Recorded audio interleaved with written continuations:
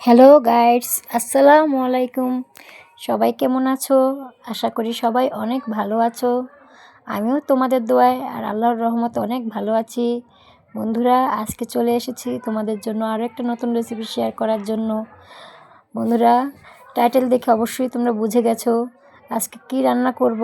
হ্যাঁ বন্ধুরা, আজকে পদ্মার টাটকা ইলিশ মাছ নিয়ে এসেছি 2 জোড়া। ইলিশ মাছ রান্না করব আজকে। দেখো ইলিশ মাছটা কীভাবে কেটে নেওয়া হচ্ছে। আমি ইলিশ মাছটা ভালো করে পরিষ্কার করে কেটে নিচ্ছি। বন্ধুরা তোমরা যারা যেখান থেকে আমার এই ভিডিওটা দেখছো অবশ্যই আমার ভিডিওটা দেখে সাবস্ক্রাইব করে দেবে এবং লাইক করে দেবে, বেশি বেশি করে কমেন্ট করে দেবে এবং শেয়ার করে দেবে। আর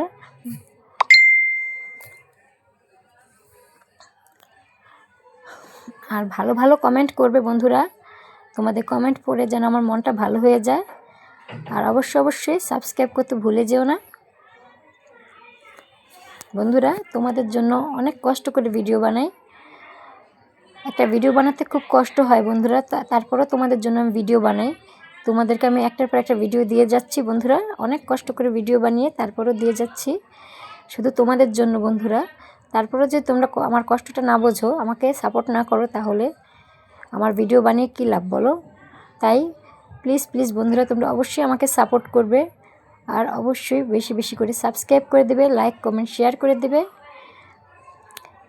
আর যারা যেখান থেকে দেখছো আমার এই রেসিপিটা কীরকম হয়েছে সেটাও কমেন্টে জানাবে বন্ধুরা। দেখো আমি মাছটা কেটে নিয়েছি। মাছটা ধোয়া দেখাতে পারলাম না বন্ধুরা, ভিডিওটা অনেক লম্বা হয়ে যায়, তাই আমি মাছটা ধোয়া দেখাতে পারলাম না। আমি সব কিছু রেডি করে আমি চুলায় মশলা টশলা দিয়ে চড়িয়ে দিয়েছি। দেখো বন্ধুরা, আমি শুধু পেঁয়াজ আর সামান্য একটু রসুন বেটে দিয়েছি, আর হলুদের গুঁড়ি, মরিচের গুঁড়ি আর লবণ এই দিয়েছি বন্ধুরা। দিয়ে আমি ভালো করে মশলাটা কষিয়ে নিয়েছি। তারপর আমি মাছটা দিয়ে দিচ্ছি উপরে। বন্ধুরা, ইলিশ মাছটা ভাজা খেলে ভাজার স্বাদ একরকম, আর কাঁচা খেলে কাঁচাটার স্বাদ আরেক রকম। মাছের দোনোটার টেস্টই 2 রকম হলেও খেতে কিন্তু দুটোরই টেস্ট বেশি। ভাজাটারও টেস্ট ভালো, আবার কাঁচা রান্না তার টেস্টটাও আরও ভালো। আমি সবসময় চেষ্টা করি বন্ধুরা ইলিশ মাছটা কাঁচা রান্না করে খাওয়ার, কারণ কাঁচা রান্না করে খেলেই মাছটার উপর একটা তেল ভাসে আর দেখতেও সুন্দর লাগে, খেতেও খুব চমৎকার লাগে। এই যে দেখো বন্ধুরা, আমি কচু কেটে সিদ্ধ করে পানিটা ফেলে রেখেছিলাম। এখন মাছটা কষি উঠিয়ে আমি কচুটা দিয়ে দিয়েছি। কচুটা দিয়ে এখন ভালো করে কষিয়ে নেব।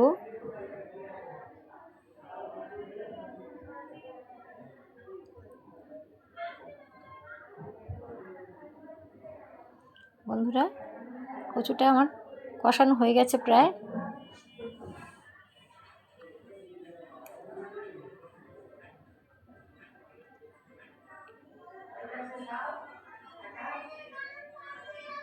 এখন আমি একটু গরম পানি দিয়ে নিলাম বন্ধুরা।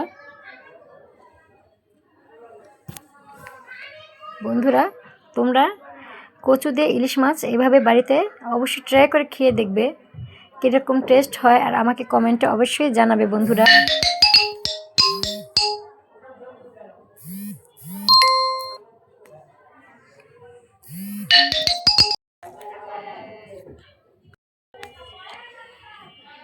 বন্ধুরা, কচুটা কষিয়ে আমি মাছটা দিয়েছি। দেখো